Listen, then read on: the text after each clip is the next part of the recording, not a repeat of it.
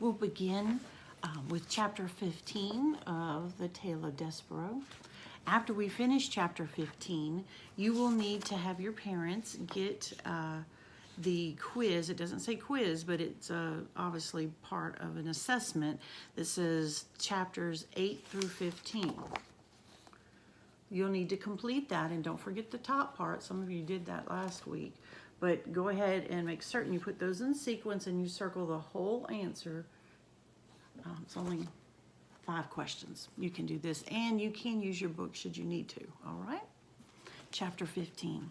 When Despereaux awoke, remember he fainted again, he was cupped in the large calloused hand of a human, and he was staring into the fire of one match, and beyond the match there was this large dark eye looking directly at him. Think he's gonna faint again? I might. A mouse with red thread? Boomed the voice. Oh yes, Gregory knows the way of mice and rats. Gregory knows, and Gregory has his own thread marking him. See here, mouse? And the match was held to a candle, and then the candle sputtered to life. And Despereaux saw that there was a rope tied around the man's ankle. Here is the difference between us. Gregory's rope saves him, and your thread will be the death of you. The man blew the candle out, and the darkness descended on the man's hand, closed more tightly around Despereaux, and Despereaux felt his beleaguered heart start up with a crazy rhythm of fear. Yeah, he's about to have another one, right? Another fainting episode. Who are you? He whispered. The answer to that question, mouse, is Gregory.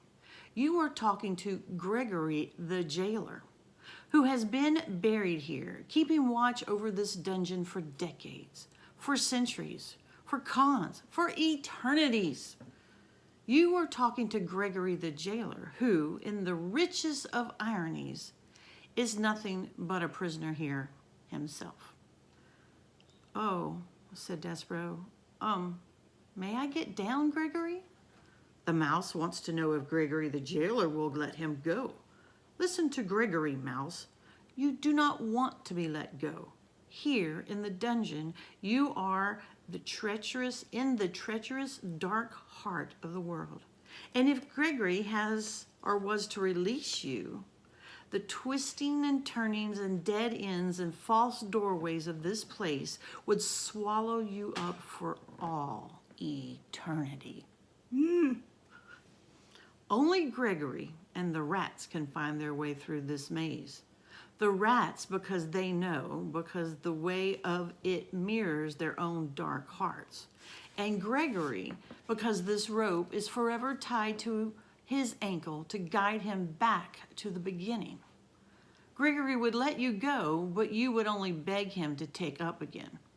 The rats are coming for you. You see? They are?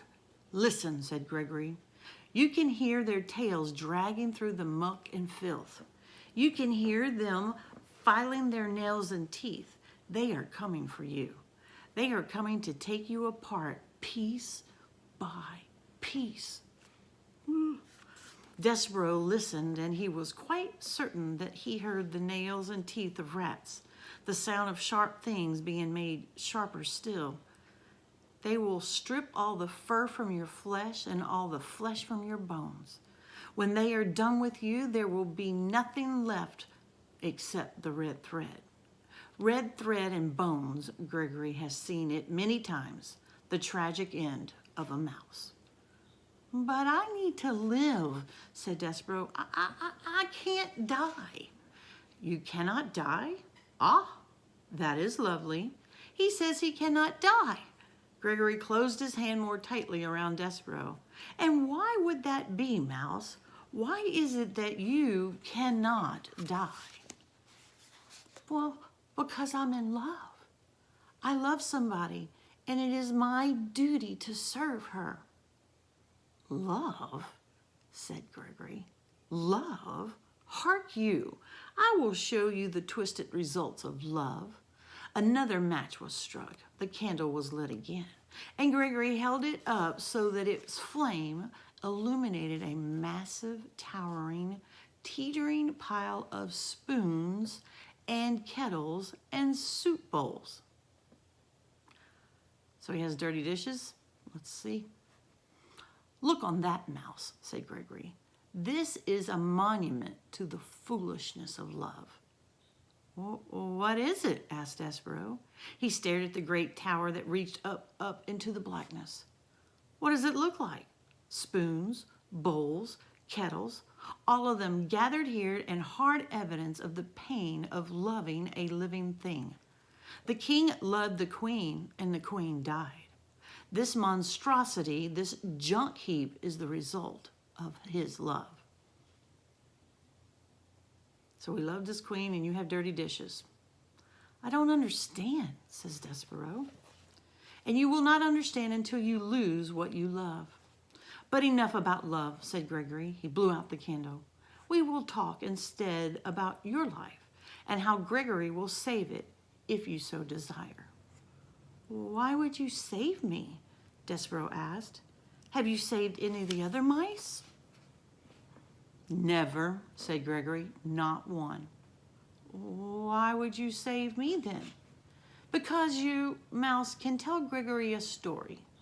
Stories are light, and light is precious in a world so dark.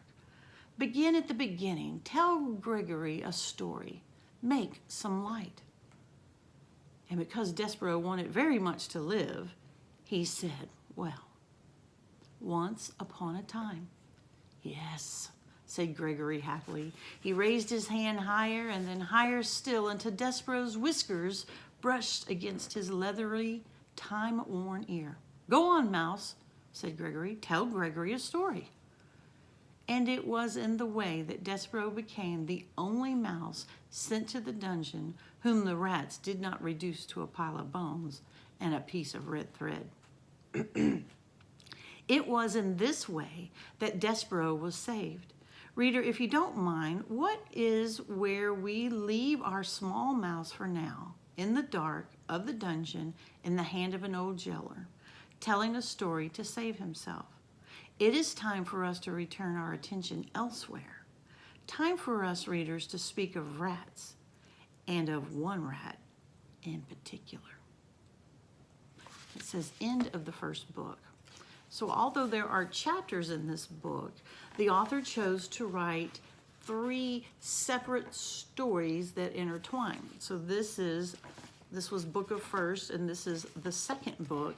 And then there is, I want to read it the way it says, the third book where they put it all together. Oh, no, 4th book, Recalled Light. Anyway,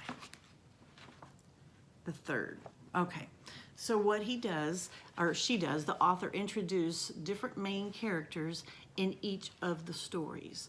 And they intertwine with one another. And you will see in your, is this it right here? Yeah, I gave you some little descriptions, character charts or maps.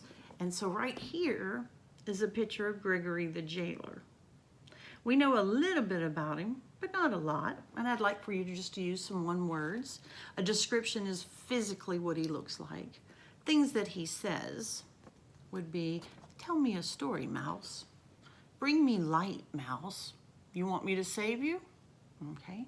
Actions, what does Gregory do? And what kind of feelings?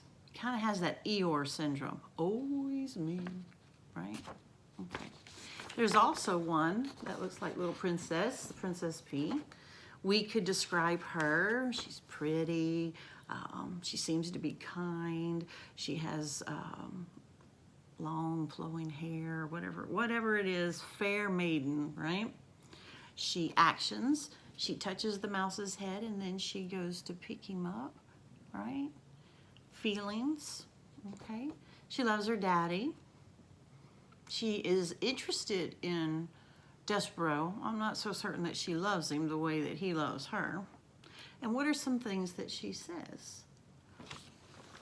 Okay, so those are some just things that we'll jot down, and we'll complete these as we continue to go on, as they also continue to, the author continues to introduce some main characters. All right, so again, you'll complete this, have Mama take a picture, email it to me. That would be the quiz over chapters 8 through 15.